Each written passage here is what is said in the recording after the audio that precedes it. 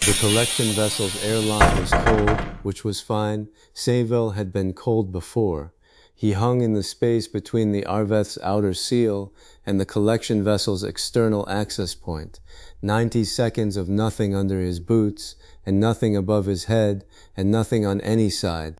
A feather line ran from his waist to the magnetic anchor the broad woman had set on the Arveth's hull.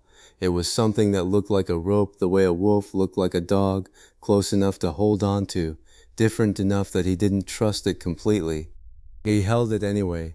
Trust was not required. Function was required.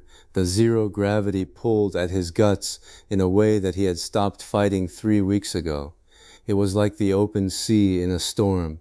If the storm had no wind, and the sea had no water, and the boat was you, and you were also the wave.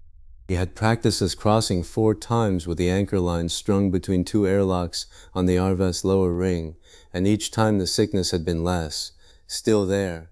Less. A ship is a ship, he told himself. He did not know what this ship ran on, or what most of its parts were called. He knew that it had a bridge where decisions were made, a section where held people were kept, and a crew who would behave in predictable ways when confronted with something they did not expect. The geometry was the same, only the materials were different. The Ikrin beside him moved through the vacuum with a fluidity that made his jaw tighten. 3 legs articulating independently, each joint bending in its own sequence, the segmented eyes calm behind the thin membrane of the suit. The Ikrin did not hold the tether. The Ikrin did not need the tether. 3 points of contact on the hull surface, then 2, then 1, then a push and a glide that carried the alien body across 5 arm lengths of open space to the collection vessel's exterior hatch with the ease of a fish turning in still water. Sevhel watched. Male sinuseful. His body was not built that way. He pulled himself hand over hand along the tether line, his shoulders doing the work his legs wanted to do. His boots found the collection vessel's hull, magnetic. The click of contact traveled up through his shins. Solid ground, even if the ground was the outside of a metal box hanging in nothing. Behind him, the second and third Ikrin made the crossing. Then the man from the hot country, the one with the marks on his face, who moved like a person who had made peace with something that most people never needed to make peace with. The fearless one. He handled the zero gravity with the same composure he handled everything, as though it were simply the next thing the world required of him, and he had decided to provide it. 5 bodies on the hull. Sevhel counted them. He always counted bodies. The access hatch was where the diagram said it would be. The modern woman had given Sevhel the diagram 40 days ago, then updated it 12 days ago, then updated it again 6 hours before the operation. Each update had been smaller than the last. The final version was accurate to a degree that Sevhel had decided was admirable, because unsettling was not useful right now. The lead Ikrin, the one whose name Sevhel still could not pronounce but had learned to recognize by the angle of the third leg's resting position, pressed 6 fingers to the hatch's exterior seal. A sequence of pressures. The hatch opened. Sevhel went in first. The inside of the collection vessel was smaller than the Arveth, the way a riverboat was smaller than a longship, compressed. The corridors were built for crew who were slightly taller and significantly narrower than Sevhel, which meant he moved through them with his shoulders angled and his head bent forward. This was also fine. He had been in tighter spaces, the belly of a ship during a crossing, when the sea was rough and the cargo had shifted and you crawled on your hands and knees to lash it down. That was tighter. This was a corridor. Corridors had walls and walls had corners, and corners were where he understood the world best. He stopped at the first junction, listened. The collection vessel hummed in a different register than the Arveth. Higher, thinner, a smaller engine doing less work. The vibration traveled through the deck plating into the soles of his boots and up through his legs to his hips, where it settled into something his body could interpret. Readable, if uncomfortable. 6 compartments, bridge forward. 2 holding cells amidships, port and starboard, engine section aft, crew quarters between the holding cells and the bridge. cargo processing bay between the holding cells and the engine section. He had studied the layout the way he studied raid layouts, which meant he had studied it until the diagram became a place in his mind, with weight and dimension and a quality of light that his memory assigned to spaces he had not yet entered. The light his memory had assigned was amber. Wrong, probably, but it gave the map a texture. The actual light was the usual combine orange sodium wash. Close enough. He moved left.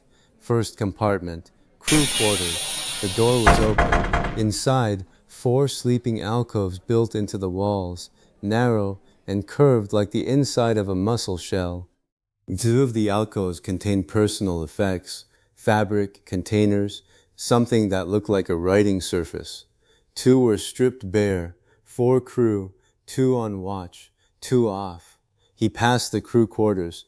The fearless one moved behind him without sound. The 3 EU spread to their assigned positions, 1 at each holding cell, 1 trailing Sevhel toward the bridge.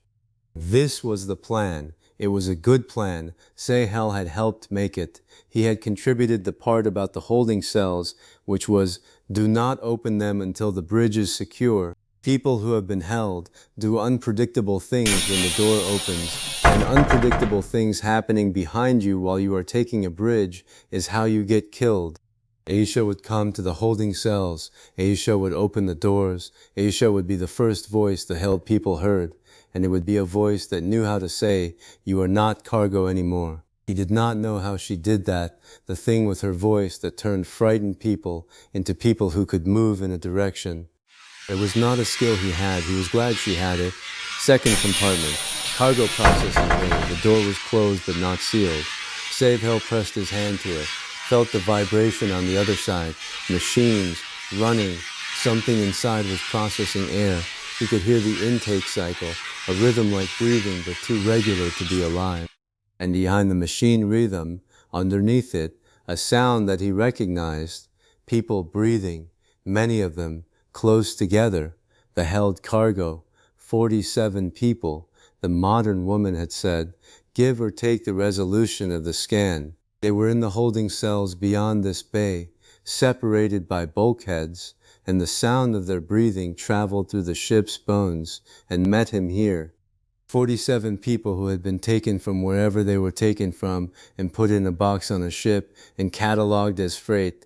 Sevhel had been one of those people. Once, 60 days ago, he remembered the cell. He remembered the wall. He remembered the fury that had come over him when he understood that the thing that had taken him did not care that it had taken him, not the way an enemy cared with hate or hunger, but the way a man cared about a fish he pulled from a net, which was not at all.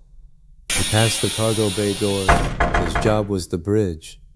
The corridor narrowed as it approached the forward section. Sevhel felt the change in his shoulders, the walls pressing closer, his body rotating slightly to fit. The fearless one, behind him, had no such difficulty. Now it built different balance, 7 steps from the bridge door. Sevhel could see it now, a wider section of corridor, the door itself a panel with the usual combined seam marks. Closed, light leaked from the gap at its base, brighter than the corridor. Someone was awake on the other side. 6 steps. He slowed, the ekran at his back shifted posture, the third leg adjusting, a question in their body language. Sevhel held up a hand. Wait, 5 steps. He listened. Voices on the other side. 2, maybe 3. The combine language, which he did not speak and had no intention of learning. I just spoke it. That was sufficient. He did not need to understand what the crew on the bridge was saying. He needed to understand how they were saying it. The cadence was even, operational. People performing routine tasks and talking about routine things. No alarm, no urgency. 4 steps. He was close enough to touch the door. He reached out. Then the ship changed. It was a shift in the vibration pattern, a new frequency layered over the hum of the engine and the rhythm of the air processing and the mechanical pulse of whatever systems ran this vessel. Something in the communications array had activated. He felt it through the deck plating, through his boots, through the bones of his feet. a tremor apart from the engine, apart from the life support, apart from anything that had been running when he boarded. The captain had sent the signal, the distress call that the modern woman had warned him about, the one she said would probably happen and should be treated as a countdown rather than a crisis. 6 hours, she had said, maybe less. The signal would reach the nearest Combine patrol station, and the patrol station would respond, and the response time was the window. After the window closed, the Arvith needed to be gone. He stood at the bridge door. He had decided before they entered that he would not kill anyone today. He was re-examining this decision as the captain ran a communication he had been told to prevent the captain from running. In Kolt's Shelm, the decision stood. The reason was that killing created a different kind of record than taking did, and Quintus was right about the record. Every death left a mark in the Combine systems, a body that needed accounting, a report that needed filing, an investigation that someone would eventually be assigned to conduct. A crew left alive and unharmed was a crew that filed a report about losing cargo, which was a thing that happened in the Combine systems all the time apparently, and was processed with the urgency of a misplaced crate. Alive was quieter than dead, and quiet was what the Arveth needed. He opened the bridge door. The bridge of the collection vessel was a room built for efficiency in the way the Combine built everything, functional, ugly, and designed so that the people operating it needed to understand as little as possible about what it actually did. 3 stations in a triangular arrangement, display panels showing information Sevhel could not read and did not need to, 1 wide viewport showing the exterior, which was dark and star-scattered and irrelevant, 4 crew. Sevhel took the room in. Assessment time, 2 heartbeats, maybe 3. He would not have been able to explain the assessment in words, not in Norse, not in any language he'd learned fragments of in the last 60 days. It was a capacity that a lifetime of violence had refined into something closer to breathing than reasoning. 4 bodies, their positions, their weight distribution, what their hands were doing, where their eyes went when the door opened. The captain was at the communications panel, furthest station from the door, left side, standing with both hands flat on the control surface. He had just finished running the signal. Sevhel could tell because his posture carried the tension of someone who had done the thing they were afraid to do and was now discovering that doing it had not made them less afraid. The captain was tall for his species, narrow-shouldered, with the sallow coloring that meant, according to Aishe, a diet heavy in the nutrient blend the Combine used for its mid-rank personnel. The Natusil, the other 3 crew members were at the remaining stations. Closest to the door, a small one, seated, who had been operating what might have been a navigation display. The small one's hands came off the panel and went up, palms forward, in a gesture so universal that Sevhel felt a flicker of kinship. Even out here, in the dark between stars, people put their hands up when they knew it was over. Second, a bulky one standing behind the navigation station who had been doing nothing when the door opened. Off duty maybe, lingering on the bridge for company. The bulky one looked at Sevhel, then at the Ikran behind Sevhel, then at the fearless one, and made a sound that was not a word. The sound was the same in every language. It meant, oh no. Third, another one, seated at a station Sevhel could not identify, whose hands were below the panel edge, out of sight. That was the one to watch. Sevhel stepped through the door. The captain spoke. The words were combined, fast, authoritative, an order probably, an instruction to the crew. Stand down or don't stand down, or something else that didn't matter because the captain's hands were still on the communications panel, and that was the problem. Stik fra bordadinu, Sevhel said. Step away from the panel. The words didn't matter. The direction he moved mattered. He crossed the bridge in 4 strides. The captain's eyes tracked him. The captain did not step away from the panel. The captain's right hand moved, reaching for something on the panel's surface. Another control, another signal. The captain was still trying to do his job, which Sevhel understood and did not respect, because the captain's job was keeping people in boxes. Sevhel's hand closed over the captain's wrist, a grip, not a strike. The grip communicated everything a strike communicated without the damage. The captain's bones were thinner than a human. Sevhel felt them shift under the pressure of his fingers, the give of a skeletal structure that had not been built for the same stresses. He did not squeeze hard enough to break anything. He squeezed hard enough to make the captain understand what would happen if he did. The captain made a sound. His hand came off the panel. Sevhel peeled the captain away from the communication station. 2 steps. Set him down, not through, set, in the open space between stations. Release the wrist. The captain staggered back, cradling his arm, and said something in Combine that contained the word Sevhel had learned meant cargo. The captain was calling him cargo. Sevhel let this pass. The captain could call him whatever he wanted. The captain was no longer at the panel. Behind him the Ikran had entered, 3 legs braced, 6-fingered hands spread in the posture that meant containment. Aisha had taught Sevhel to read that one. The Ikran moved toward the small one and the bulky one, with calm efficiency. The small one kept its hands up. The bulky one sat down on the deck, which was also universal. The fearless one stepped into the bridge with a grace that made Sevhel's assessment of the man reset every time he saw it. Warriors moved with economy. This was different.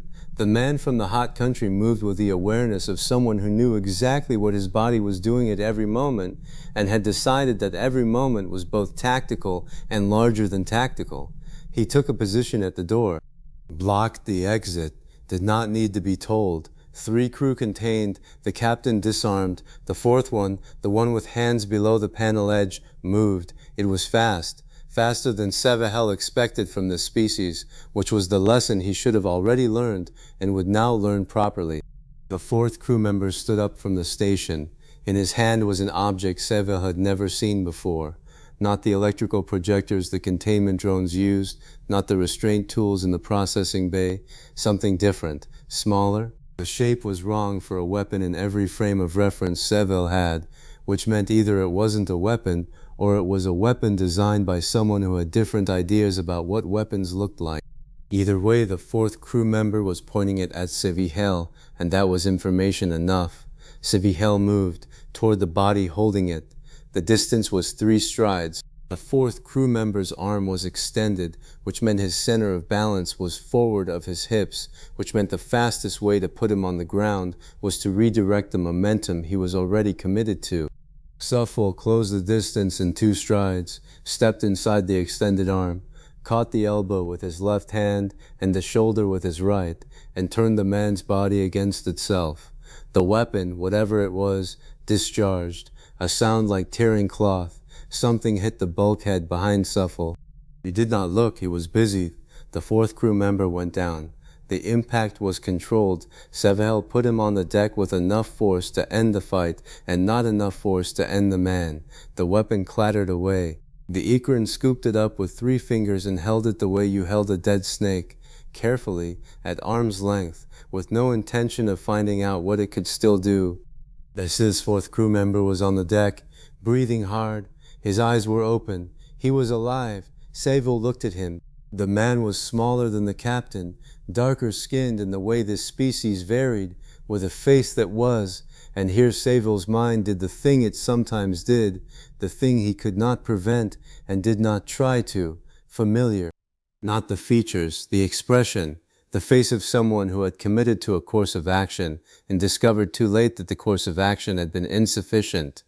Antimimandi Seba is someone, a man on a beach, years ago or lifetimes ago, who had come at Sevhel with a short blade and an expression that was not brave and not foolish, but simply the face of a man who had run out of better options. Sevhel had killed that man. The blade had opened a cut on Sevhel's forearm that took 3 weeks to close and left a scar he could still feel when the weather changed. And the man had died. And the next day Sevhel had felt nothing about it, and then later he had felt everything about it, and he had been carrying the everything since. The man on the floor of the collection vessel's bridge looked up at Sevhel with the same expression, the insufficient course of action face, the man on the floor was alive. He looked like a man Sevhel had killed once, which was not his fault. Sevhel remembered the man on the beach. And remembered why. He remembered what it felt like the next day. Nothing, and then later everything, and he had been carrying the everything since. This man would not add to the list. He had enough men on his list who did not choose to be there. Secure him, Sevhel said to the Ikrin. The words were Norse. The Ikrin did not speak Norse, but the gesture, hand down, palm open, indicating the man on the floor, was clear enough. The Ikrin understood. Restraints appeared from the kit bag the third Ikrin had carried from the Arveth. The fourth crew member was secured on the deck, hands bound, unhurt, breathing. Sevhel turned back to the bridge. 4 crew, contained, bridge secured. The distress signal had gone out, which meant the clock was running. Aisha would be entering the holding cells now. The transfer would begin. The modern woman would be watching the clock from the Arveth bridge with the intensity she brought to things that had numbers attached to them. He looked at the captain, who was standing in the center of the bridge with his wrist cradled against his chest and an expression that Sevhel had seen before on the harvest ship, on the faces of the combine crew who had discovered that their cargo was not performing within acceptable parameters. Something more administrative than fear, the expression of someone whose paperwork had become very complicated. Set just neither, Sevhel told the captain. Sit down. The captain sat. The transfer took 2.5 hours. Sevhel stayed on the bridge. He could hear it happening, the movement of bodies through the collection vessel's corridors, the voice that was Aisha's carrying through the bulkheads in a register designed to be understood without understanding the words. People moving, some of them crying, some of them silent, in the way that people were silent when they had been silent for so long that sound was no longer automatic. 47 people. Sevhel counted them by the rhythm of their movement through the ship. Footsteps had weight and cadence and spacing, and even through bulkheads and deck plating, he could tell the difference between someone walking freely and someone being carried, between someone moving with purpose and someone moving because someone else had told them that moving was what they should do now. Most of the 47 were walking. A few were not. 3, he thought, were being carried. The fearless one stayed at the door. He had not moved since taking the position. He had not spoken. He stood with his weight balanced and his hands still and his eyes on the corridor, and the 4 contained crew members did not look at him because looking at him was apparently something they preferred not to do. Sevhel understood this. The man from the hot country was not large. He was not armed. He simply occupied the doorway in a way that made the doorway into something that could not be passed through, and how he did this was beyond Sevhel's ability to explain. It was like trying to explain why certain dogs did not need to bare their teeth. The Ikrin rotated positions every 30 minutes. Professional. Sevhel had watched them learn this over the past 60 days, the concept of watch rotations, the discipline of staying alert during the quiet parts. They were not soldiers. Their species had no tradition of this kind of organized violence, as far as Sevhel could tell. But they learned fast, and they learned from watching, and they had been watching Sevhel and Quintus and the sharp-eyed strategist for 2 months. The vibration in the deck plating changed. Subtle. The collection vessel's systems adjusting to the loss of mass as people moved from its holds to the Arveth's docking collar. Lighter. The ship was getting lighter. Sevhel felt it in his feet. He had always felt ships this way, through the soles, through the bones, through the weight of a vessel telling him how it sat in whatever medium it sat in. Viocom's panel made a sound. The captain, sitting on the deck where Sevhel had told him to sit, looked at it. The sound repeated, a response to the distress signal, maybe. Someone out there had heard and was asking questions. The captain looked at Sevhel. Sevhel looked at the captain. The captain did not move toward the panel. Good. When it was done, the Ikrin signaled from the corridor. 3 legs braced, arms at midline, head inclined 15 degrees, the posture that meant completion. Acacia had taught Sevhel to read this too. 47 people transferred, 3 litter cases handled by the Ikran teams at the holding cells, which had been Aisha's recommendation and had been correct. The holding cells were empty. The collection vessel was crew and cargo, and Sevhel's team and nothing else. Time to leave. The fearless one moved from the doorway first, flowing into the corridor to clear the path. The Ikran followed, 3 of them reforming into their transit configuration. 1 point, 2 flanks, smooth as water over stone. Sevhel remained on the bridge. He looked at the 4 crew members, the captain sitting on the deck, the small one, still at the navigation station with hands that had never come down from their raised position. The bulky one, sitting on the deck near the small one. The 4th one, the man who had made it complicated, secured on the deck with restraints that would dissolve in 4 hours, which was well within the window but long enough that the Arveth would be gone. Sevhel looked at the 4th one. The man was watching him. The insufficient course of action face had settled into something quieter, the composure of someone who had lost a fight and was taking inventory of what remained. He was alive. He was not hurt in any way that would not heal. He was secured but undamaged, and in 4 hours he would be free to stand up and tell his superiors whatever story he chose to tell.